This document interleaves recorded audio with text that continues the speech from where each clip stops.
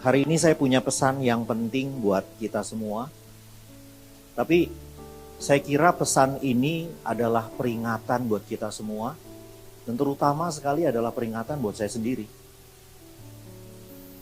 Karena topik yang akan kita bicarakan sekarang adalah sesuatu yang sangat menakutkan, yaitu tentang pride atau kesombongan. Saudara mesti sadar bahwa kesombongan itu adalah, kalau penyakit istilahnya seperti sebuah virus. Kita dapat menekan gejala-gejalanya, kita dapat mengurangi rasa sakitnya, tapi kita nggak pernah bisa membunuh sebuah virus. Virus itu akan terus ada beserta dengan kita dan menunggu saatnya kita lemah. Dan ketika kita lemah, saat itulah virus itu akan mengambil alih dan berkuasa kembali di atas hidup kita. Demikian juga dengan kesombongan. Kesombongan ini adalah sesuatu yang terus hidup di dalam diri kita. Dan itu sebabnya kita perlu belajar hari ini tentang bagaimana menyikapi sebuah penyakit yang satu ini. Oke. Dalam kitab 2 Tawari 26 diceritakan tentang seorang raja yang luar biasa. Namanya adalah Uzia. Dia dilantik Tuhan ketika dia masih berusia sangat-sangat muda, yaitu 16 tahun. Dia diangkat oleh bangsa Yehuda menjadi raja menggantikan ayahnya. Ayahnya adalah Raja Amazia. Ayat keempat dari kitab 2 Tawarikh, pasalnya yang ke-26 ini, berkata seperti ini. Ia melakukan apa yang benar di mata Tuhan. Tepat seperti yang dilakukan Amazia ayahnya. Ia mencari Allah selama hidup Zakaria, yang mengajarnya supaya takut akan Allah. Dan selama ia mencari Tuhan, Allah membuat segala usahanya berhasil. Di situ catat baik-baik ya saudara ya. Dan selama ia mencari Tuhan, Allah membuat segala usahanya berhasil. Allah meneguhkan tahtanya dan membuat ia menjadi seorang raja yang besar. Alkitab mencatat di ayat yang ke-6, Allah menolongnya mengalahkan Filistin, bangsa yang sangat-sangat memusuhi bangsa Israel. Dia merobohkan tembok Gad, Yabne, Asdod, dan mendirikan kota-kota di sekitar sana, di wilayah orang Filistin. Allah menolongnya melawan orang Arab, terhadap orang Benin, orang-orang Amon. Allah membuat namanya termasyur sampai ke Mesir. Uzia mendirikan menara di Yerusalem, di atas pintu gerbang, sudut di atas pintu gerbang lebak, dan di atas penjuru serta mengokohkannya. Allah benar-benar memberkati dia dan membuat dia menjadi seorang raja yang besar. Lalu datanglah ayat ke-16. Di ayat ke-16 ini berita buruk terjadi. Dicatat di dalam kitab 2 Tawarikh tadi, setelah ia menjadi kuat, setelah Uzia menjadi kuat, ia menjadi tinggi hati. Sehingga ia melakukan hal yang merusak. Ia berubah setia terhadap Tuhan, Allahnya, dan memasuki bait Tuhan untuk membakar ukupan di atas mezbah pembakaran ukupan. Membakar korban di atas ukupan itu adalah tugas imam, bukan hak seorang raja. Dan Uzia memutuskan untuk melanggar dan tidak menghormati semua aturan itu, dan kemudian melakukan sendiri upacara pembakaran ukupan itu. Uzia merasa bahwa capaiannya ini bukan pemberian Allah, tetapi karena kepintarannya, karena kehebatannya. Kemasyuran membuat ia berubah, hatinya tercemar. Ia merasa dirinya lebih besar dari hukum Allah yang telah Allah tetapkan sendiri. Para imam mencegahnya untuk menghina kekudusan Allah, namun ia tidak mendengarnya. Dan akibatnya Uzia marah. Dan ketika Uzia marah, penyakit kusta hinggap ke atasnya dan dia hidup dalam pengasingan di sisa-sisa hari. Saudara, indikator pertama bahwa penyakit kesombongan itu sudah mulai kronis di dalam hidup kita adalah apa? Kita tidak lagi menghormati kekudusan Tuhan. Oke? Dan saudara tahu bentuk paling gampang dari tidak lagi menghormati kekudusan Tuhan adalah apa? Bagaimana kita menyikapi ibadah hari raya Minggu ini? Bagaimana kita melihat ibadah Minggu ini? Banyak dari antara kita yang sekarang datang hari Minggu itu bukan lagi sebagai sebuah dengan pengertian bahwa saya datang untuk mempersembahkan sesuatu bagi Tuhan. Tapi kita datang dengan penuh ekspektasi. Itu sebabnya para pelayan-pelayan yang ada di depan sini seringkali stres. Kalau suasananya nggak asik, kita mulai bilang, WL-nya lagi jatuh dalam dosa. Waktu keyboardnya salah pencet, kita akan bilang, wah mereka kurang berdoa dan kurang pergaulan dengan Tuhan. Padahal kita datang ke sini untuk menyembah Dia. Hati kitalah yang seharusnya kita bawa untuk mempersembahkan kepada Dia. Lalu kalau WL-nya kebetulan memilih lagu-lagu yang kurang oke buat kita, kita mulai toel-toel kiri kanan kita lalu bilang, nggak ngangkat ya. Emang barbel. Mudah sekali kita untuk menghakimi seperti itu. Kita lupa bahwa tugas kita lah untuk mempersembahkan sesuatu buat Tuhan. And that's why we are here. Kita mulai datang dengan attitude yang begitu casual terhadap Tuhan kita. Sehingga kita mulai, nggak apa-apa kayaknya Tuhan kita. Kan Dia Bapa yang baik. Bapa yang baik itu pengampun ya. Yes. Siapa yang percaya di sini bahwa Allah kita adalah Allah yang kasih? Amin. Luar biasa. Siapa yang percaya bahwa Dia adalah Bapa yang baik, yang pengampun, luar biasa ya. Tapi jangan lupa, di Alkitab dicatat bahwa Ia adalah Allah yang kudus, kudus, kudus. Dan di dalam budaya Ibrani, kalau suatu kata diulang 3 kali, itu maha penting. Allah tidak pernah dikatakan kasih, kasih, kasih. Allah dikatakan kudus, kudus, kudus. Be careful with His holiness, because He is a consuming fire. Dia Bapa yang baik, tapi Dia juga adalah api yang menghanguskan. Be careful. Pikirkan baik-baik. Bergumul dalam hati kita. Dosa apa yang telah kita lakukan minggu lalu sebelum kita datang ke ibadah hari Minggu ini. Karena Dia adalah Allah yang kudus. Ketika kesombongan itu menguasai Uzia, dia tidak lagi menghargai kekudusan Tuhan. Dan seringkali itu juga yang terus berkecamuk di dalam hati kita. Kita mulai abai dengan kekudusannya. Saudara, pride atau kesombongan itu mengandung pengertian exaggerated self-esteem. Rasa percaya diri yang berlebihan. Rasa percaya diri itu diperlukan. Kalau kita nggak punya rasa percaya diri, kita nggak bisa hidup selayaknya sebagai seorang manusia. Begitu kita nggak punya rasa percaya diri. Tetapi begitu rasa percaya diri itu menjadi berlebihan, dia akan menjadi sebuah penyakit kronis yang menggerogoti tulang kita. Merusak sekali. Rasa percaya diri harus kita jaga di dalam koridornya. Dan kata pride, pengertian yang kedua, juga mengandung pengertian rasa nikmat yang didapat akibat sebuah pencapaian.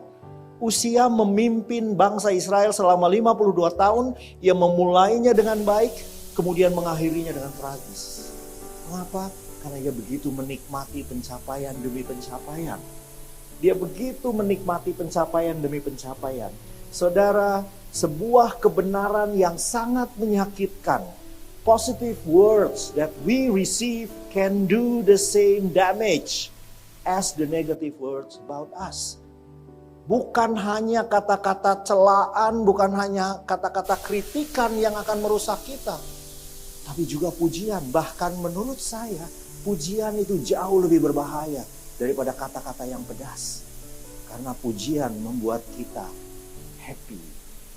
Dan saudara boleh catat, saudara boleh baca, bergumul bersama-sama, baca Alkitab. Lihat, Israel selalu jatuh setiap kali mereka habis menang perang.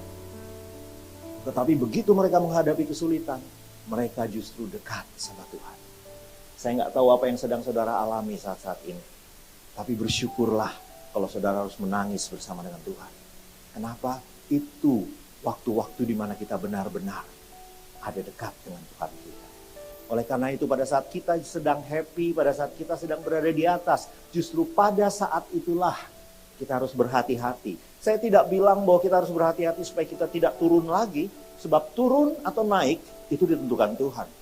Itu bukan hak kita, itu bukan pencapaian kita. Amin. Tapi berhati-hatilah sebab di tempat yang tinggi itulah tempat yang paling berbahaya buat iman kita. Yang sangat berbahaya. Be extremely careful there. Kalau saudara mau berdoa syafaat, saudara mau berpuasa, bukan saat Anda menghadapi serangan. Karena pada saat serangan, mau nggak mau Anda mikirnya Tuhan terus. Ya, berpuasalah ketika saudara sedang berada di atas kemenangan. Supaya saudara nggak lupa siapa yang berikan kemenangan itu pada kita. Amin. Pride atau kesombongan itu memiliki banyak sekali penyakit turunan. Yang pertama, bedegongs. Apa itu bedegongs? Bahasa Jerman itu, saudara. Ya, bahasa Jerman. Bedegongs itu artinya nggak bisa dibilangin. Ya, nggak bisa dibilangin. Itu kayak kereta api yang jalan lurus terus, mau di depan ada mobil, di depan ada siapapun, nggak mau tahu, dia hajar terus. Semua udah bilang, itu tembok, bodo amat, jebret. Kita lihat siapa yang lebih kuat. Itu bedegongs. Ya, bahasa Jerman. Cari di kamus bahasa Jerman ya. Yang kedua, saudaraku, penyakit turunannya apa? Merasa layak. Saudara ingat cerita di Lukas 15? Seorang anak yang sulung dan anak yang bungsu. Ya, anak yang sulung bilang apa? Gua udah melayani Bapa. Nggak pernah sekalipun aku melanggar perintahmu. Tapi lu nggak pernah kasih gua kambing untuk berpesta dengan teman-temanku. Kenapa? Dia merasa layak untuk menerima sebuah upah atas ketaatannya. Wow. Berapa sering kita seperti itu sama Tuhan kita. Tuhan, kan gue udah pelayanan. Masa ngedoain cowok itu nggak dapet, yang dapat malah burung hantu. Hah? Kapan Tuhan? Aku sudah bosan. Kita merasa layak untuk mendapatkan sesuatu dari Tuhan.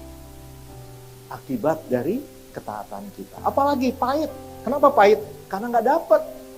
Apa yang kita harapkan nggak dapat. Terus kita merasa pahit. Khawatir. Dan lain-lain, saudara isi sendiri deh. Banyak banget. Ini adalah penyakit-penyakit turunan dari kesombongan. Jadi, apa yang harus kita lakukan untuk mengatasi musuh besar kita ini?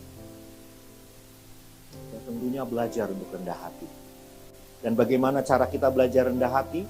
Saya mau ajak sama-sama kita lihat dari 1 Petrus 5, ayatnya yang ke-5 sampai ke-11. Mohon maaf, ayatnya banyak. Tapi mari kita baca bersama-sama. Demikianlah juga kamu, hai orang-orang muda, tunduklah kepada orang tua.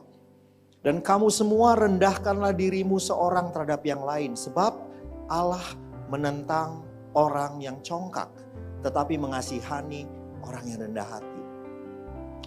Karena itu rendahkanlah dirimu di bawah tangan Tuhan yang kuat, supaya kamu ditinggikan pada waktunya. Dan serahkanlah segala kekhawatiranmu kepadanya, sebab Ia yang memelihara kamu. Sadarlah dan berjaga-jagalah. Lawanmu si iblis berjalan berkeliling sama seperti singa yang mengaum-ngaum dan mencari orang yang dapat ditelannya.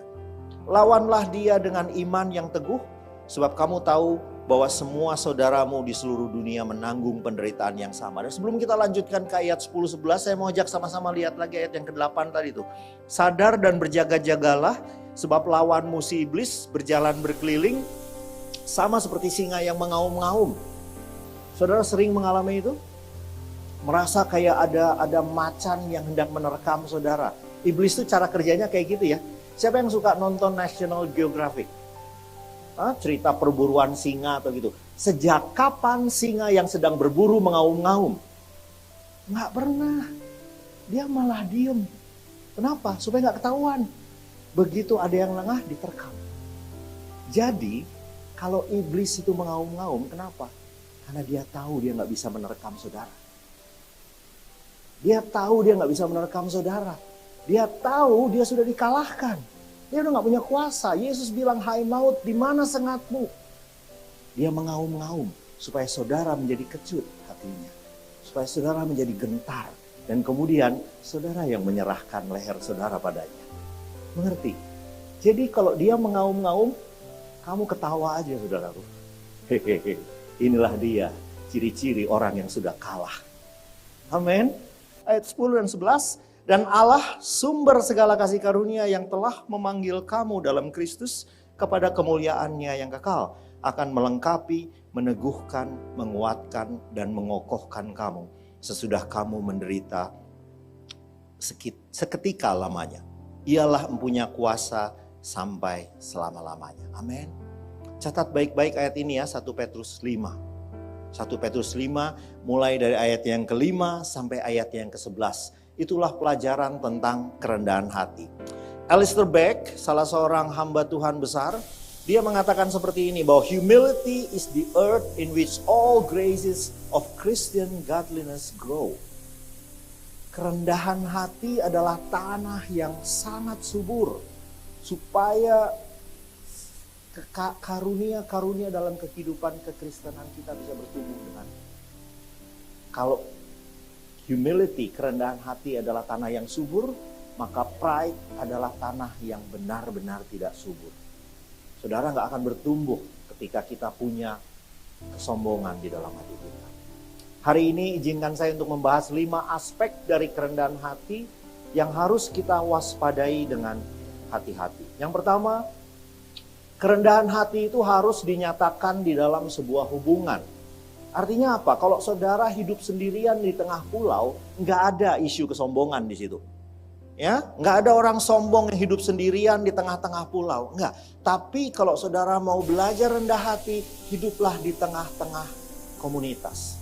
Itu sebabnya saudaraku, mengapa keluarga kita adalah menjadi pisau yang paling tepat untuk mengikir kita. Keluarga kita adalah orang-orang yang paling sering menegur kita. Karena mereka hidup bersama-sama dengan kita terus menerus. Kerendahan hati selalu dinyatakan dalam sebuah hubungan. Aspek kedua saudaraku dari kerendahan hati adalah apa? Bahwa kerendahan hati itu adalah attitude of mind, sikap hati. Roma 12 ayat 3 bilang apa? Berdasarkan kasih karunia yang dianugerahkan kepadaku, aku berkata kepada setiap orang di antara kamu, janganlah kamu memikirkan hal-hal yang lebih tinggi daripada yang patut kamu pikirkan. Saudara tahu bahwa ayat ini merupakan salah satu ayat yang paling sering disalahartikan. Kenapa? Karena memang salah terjemahannya, saudaraku. Bahasa Indonesianya bilang seperti itu ya. Ini saya nggak berusaha sok Inggris ya, tapi saudara baca deh bahasa Inggrisnya. Dia bilang gini, to every man that is among you not to think of himself more highly than he also think. Jadi bukan seperti yang diterjemahkan sini, jangan kamu memikirkan hal-hal yang lebih tinggi, bukan. Janganlah kamu memikirkan hal-hal tentang dirimu lebih tinggi dari apa yang seharusnya. Do not think of ourselves too high. Itu yang dimaksud oleh ayat ini, saudaraku. Ini kerendahan hati. Dan C.S. Lewis, dia bilang seperti ini. Kerendahan hati itu bukan thinking less of yourself, but thinking about yourself less. Oke? Kerendahan hati itu bukan terus ngejelek-jelekin diri. Enggak, itu minder. Bukan itu yang Tuhan harapkan. Tapi berhenti berpikir tentang dirimu sendiri. Stop thinking about yourself too much. Itu. Sebaliknya yang harus kita lakukan adalah kenakan sebuah jubah layanan. Ketika kita melayani, kita sedang menempatkan diri kita berada di bawah. Bayangkan saudara adalah seorang bos di perusahaan besar, di atas saudara udah gak ada lagi yang lain kecuali Tuhan. Dan benar gak sih? Tuhan gak kelihatan kan? Susah banget untuk ditegur sama Tuhan, saudaraku. Tapi begitu kita melayani, kita ada di bawah orang yang menurut kita gak pantas untuk berada di atas kita. Dan di situ kita belajar tentang kerendahan hati. Aspek ketiga, saudaraku. Kerendahan hati dan grace itu selalu berjalan berdampingan. Kerendahan hati adalah salah satu buah yang paling pertama. Ketika saudara mengerti apa itu artinya kasih karunia. Ketika kita benar-benar mengerti kasih karunia sedalamnya, maka yang muncul di dalam hati kita adalah kerendahan hati. We know how worthless we are. We know how nothing we are. Kalau saudara mengerti tentang kasih karunia. Kerendahan yang sejati itu selalu mengajarkan kita untuk terus hidup di bawah tangan Tuhan yang kuat. Selalu berada di dalam kesadaran ini, saudaraku. Karena itu, kata 1 Petrus 5 ayat 6 bilang, karena itu rendahkanlah dirimu di bawah tangan Tuhan yang kuat, supaya ia ditinggikan pada waktunya. Nehemia 2 ayat 18 berkata, ketika aku beritahukan kepada mereka betapa murahnya tangan Allahku yang melindungi aku, dan juga apa yang dikatakan Raja kepadaku. Pada saat itulah bangsa itu bangkit dan siap untuk mendukung Nehemia. Tugas Nehemia hanya dapat terlaksana ketika semua orang menyadari bahwa bukanlah Nehemia yang membuat semuanya berhasil, tetapi Tuhan yang mengutusnya. Hati-hati ya. Dan yang terakhir, kerendahan hati adalah pengakuan akan kasih karunia yang memampukan kita mengerti dan menerima siapa kita dan siapa yang bukan kita. Ini adalah aspek terakhir yang penting sekali untuk kita sadari. Kerendahan hati itu bukan neglecting all that I can do, bukan. Tapi menerimanya dengan benar, juga segala kekurangan kita. Karena kerendahan hati itu akan mendatangkan kemuliaan buat kita. 1 Petrus 5 ayat 6, karena itu rendahkanlah dirimu di bawah tangan Tuhan yang kuat, supaya kamu ditinggikan pada waktunya. Pada waktu Tuhan nanti. Pada waktu Tuhan.